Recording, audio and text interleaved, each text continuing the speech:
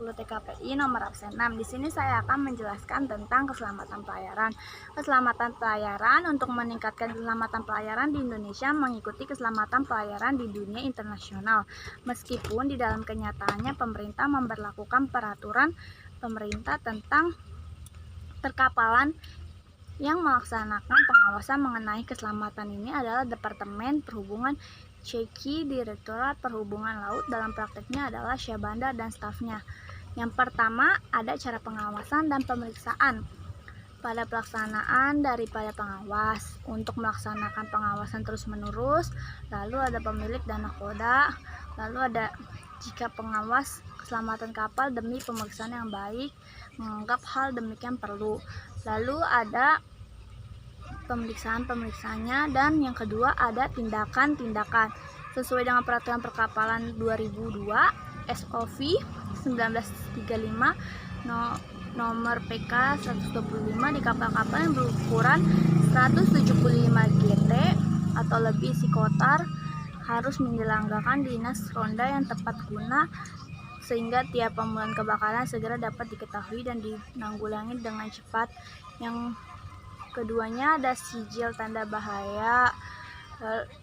Lalu ada menurut peraturan perkapalan 2002 di kapal penumpang yang digerakkan dengan tenaga mesin. Lalu ada sijil tanda bahaya harus menyatakan apa kewajiban masing-masing awak kapal sehubungannya dengan penutupan pintu kedap air, melengkapi sejauh mana perlengkapan skoci penolong rakit dan alat-alat penolong lainnya, latihan penurunan skoci ke air, termasuk penggunaan dewi-dewi, menyiapkan skoci, rakit penolong dan alat apung, penggunaan alat-alat pemadam kebakaran.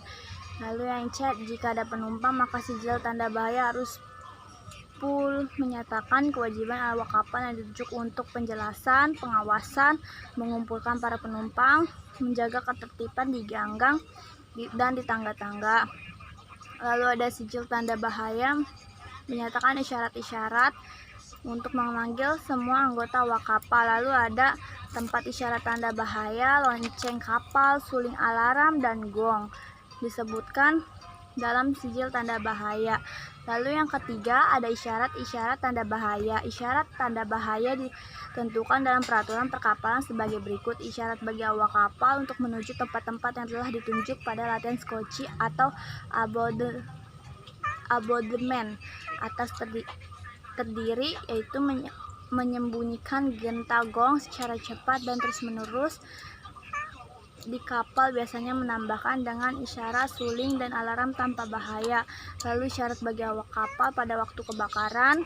Lalu ada isyarat mengumpulkan para penumpang ke tempat yang ditentukan harus terdiri dari lebih dari 6 kali bunyi pendek secara berturut-turut disusul dengan bunyi panjang dan suling. Di kapal penumpang yang digerakkan dan dengan tenaga mesin yang mempunyai pelayanan internasional yang lain daripada pelayanan internasional jarak dekat shore international voyage atau pelayanan khusus. Arti dari semua isyarat yang penting untuk para penumpang harus dinyatakan dengan jelas pada kartu-kartu dalam berbagai bahasa, di mana kartu-kartu tersebut terpasang pada dinding di kamar-kamar dan ruang komunikasi para penumpang. Lalu yang keempat itu ada latihan-latihan skoci. Di atas kapal, latihan pemadam kebakaran dilakukan bersamaan dengan diselenggarakan latihan skoci. Ketentuan-ketentuan latihan skoci sesuai peraturan perkapalan adalah sebagai berikut. Latihan skoci dengan awak kapal. Lalu di kapal-kapal yang lama pelayanannya lebih dari 1 minggu, maka dalam waktu singkat dan pelayanan dimulai harus diadakan latihan skoci beserta para penumpangnya. Lalu yang C ada latihan yang berturut-turut dengan skoci harus digunakan sebagai skoci secara bergilir. Lalu yang kelima ada penggunaan isyarat tanda bahaya.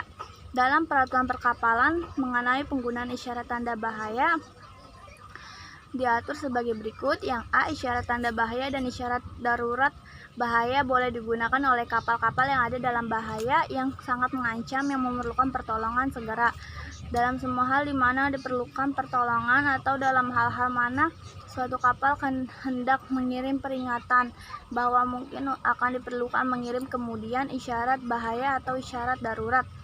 Lalu yang B, jika kapal telah mengirim isyarat tanda bahaya atau isyarat tanda darurat dan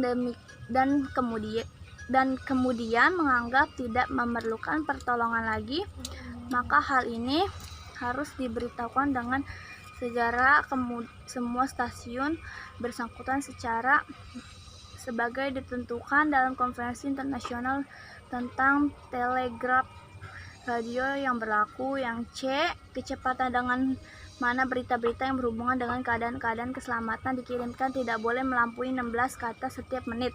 Lalu yang D, pengguna isyarat darurat internasional kecuali untuk pemberitahuan. Itu saja video saya, kurang lebihnya mohon maaf apabila ada kesalahan.